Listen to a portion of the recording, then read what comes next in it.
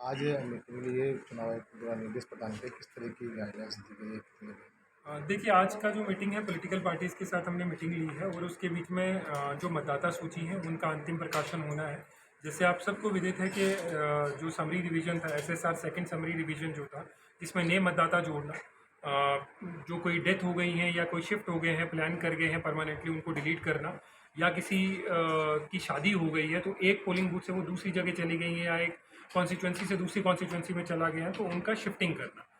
साथ ही साथ में जो पीडब्ल्यूडी वोटर्स हैं, उनका पर्सन विद डिसेबिलिटी, उनकी मार्किंग करना वोटर लिस्ट के बीच में, और 80 प्लस जो वोटर्स हैं उनकी मार्किंग करना वोटर लिस्ट के बीच में। हाउस टू हाउस सर्वे करना कि कोई छूट तो, नया वोटर छूट तो नहीं गया है, कोई ऐसा वोटर जो पर्सन विद डिसेबिलिटी है या 80 प्लस है, उसकी मार्किंग छूट तो नहीं गई है, वो मार्किंग करनी थी। ये पूरी प्रक्रिया आज क्लोजर पे आ रही है और फाइनल जो पब्लिकेशन है वो आज हुआ है। इसकी जो कॉपीज़ हैं ये हमने रिटर्निंग ऑफिसर के ऑफिस में और बीएलओ के पास पहुंच गई है, तो इसके माध्यम से आप देख सकते हैं कि किस किस के वोट जुड़े हैं। साथ ही साथ में सीओ राजस्थान की वेबसाइट के ऊपर ये सभी डिस्ट्रिक्ट्स की वोटर लिस्ट उपलब्ध है, आप अपना वोट वहाँ पे चेक कर सकते हैं, जुड़ा है, शिफ्ट हुआ है, जो भी आपने प्रक्रिया की है। इसके अलावा VHA ऐप है, वोटर हेल्पलाइन ऐप है, उसके माध्यम से भी आप चेक कर सकते हैं। पब्लिक को एजुकेट करने के लिए कुछ स्पेशल बताना चाहेंगे, कहना चाहेंगे? बिल्कुल, मैं पब्लिक से रिक्वेस्ट करना चाहूँगा, वोट आपका अधिकार है, बहुत स्ट्रांग अधिकार है। कई बार हम बहुत कैजुअली लेते हैं, क्या होगा, क्यों देना है, लेकिन अगर आप वोट देंगे और मिल के 10 से 20, 20 से 50, 50 से 100, 100 से 500 एक मोहल्ला जब वोट देता है तो हर पॉलिटिकल कैंडिडेट, हर पॉलिटिकल पार्टी आपके पास आती है, आपके पास रिक्वेस्ट करती है। मान लीजिए 5 साल में आपकी बात नहीं सुनी गई तो अगले 5 साल आप सवाल पूछ सकते हैं कि भाई आपने तब हमारी बात नहीं सुनी थी, इस बार हम आपको नहीं चुनेंगे। या आप सब लोग जानते हैं कि आपका वोट बहुत महत्वपूर्ण है और ये आप जो लोकल बॉडीज़ के चुनाव में, इसमें आप इसका रिजल्ट भी देखते हैं। यही जो एंथुसियाज्म है ये हमें इस चुनाव में भी बताना है, असेंबली इलेक्शन में भी बताना है, और कोशिश करनी है कि दौसा जिला एक ऐसा जिला उभर के आए कि जिसका वोटिंग परसेंटेज बहुत अच्छा हो।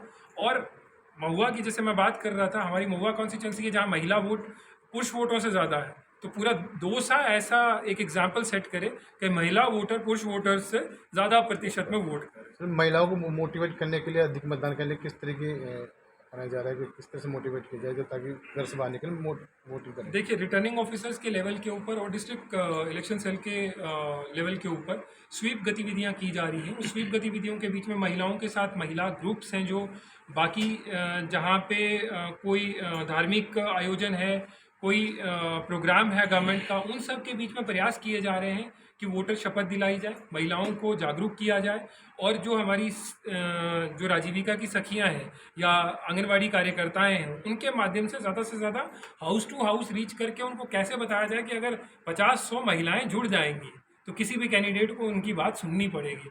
आप कहीं किसी गांव से पहचाने जाते हैं, किसी परिवार से पहचाने जाते हैं, लेकिन अगर सारी एक महिलाएं एक ग्रुप बना लें और एक बड़ा प्रेशर ग्रुप 500-1000 का बना लें तो कौन आपको इग्नोर कर सकता है। जो डरे मतदाता है उनसे क्या कहना चाहेंगे? डरे हुए मतदाताओं से मैं एक चीज़ ज़रूर कहना चाहूँगा कि प्रशासन की पूरी तैयारी है, और कई बार दिमाग में होता है कि चुनाव के बाद क्या होगा। मैं आपको आश्वस्त करता हूं कि चुनाव के बाद भी, चुनाव से पहले भी और चुनाव के दिन भी आपकी सिक्योरिटी की पूरी जिम्मेदारी हमारी है। पर्याप्त मात्रा के बीच में हमें पैरामिलिट्री फोर्स मिलेगी, वेबकास्टिंग कैमरास लगेंगे, सेक्टर ऑफिसर जगह जगह पे अब जब आचार संहिता लगेगी इसके बाद घूमने लगेंगे, तो किसी के भी कोई भी कैसी भी समस्या हो वो वहाँ सेक्टर ऑफिसर को बता सकता है, जो आपका रिटर्निंग ऑफिसर या एसडीएम है उसको बता सकता है, नहीं तो जिला निर्वाचन अधिकारी के यहाँ पे आके बता सकता है। इसके अलावा 1950 आपकी वोटर ये हेल्पलाइन नंबर है, या VRS है, VGRS कहते हैं,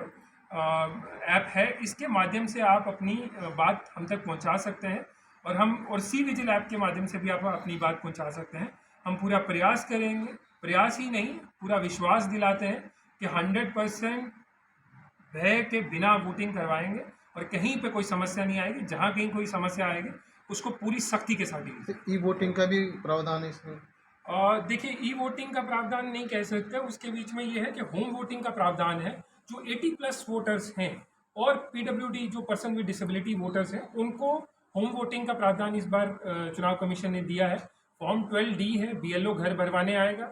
जो व्यक्ति चाहता है कि मैं घर से वोट दूं वो घर से वोट दे सकता है, और बाकी व्यक्ति अगर कोई चाहता है कि मैं चुनाव का वो माहौल देखना चाहता हूं, मैं जाना चाहता हूं, मुझे अच्छा लगता है, उसके लिए पूरी सुविधा है कि वो पोलिंग बूथ के ऊपर आके दें।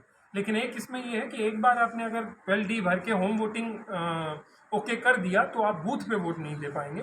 तो इसलिए BLO के माध्यम से हमने पूरा सर्वे करा लिया है पूरे डिस्ट्रिक्ट का कि कौन कौन ऐसे मतदाता हैं जो घर से वोटिंग करना चाहते हैं, जो बूथ तक नहीं आ सकते हैं, उन मतदाताओं को ये फैसिलिटी। Thank you. विधानसभा चुनाव के लिए नाम जुड़ाने की प्रक्रिया क्या संपन्न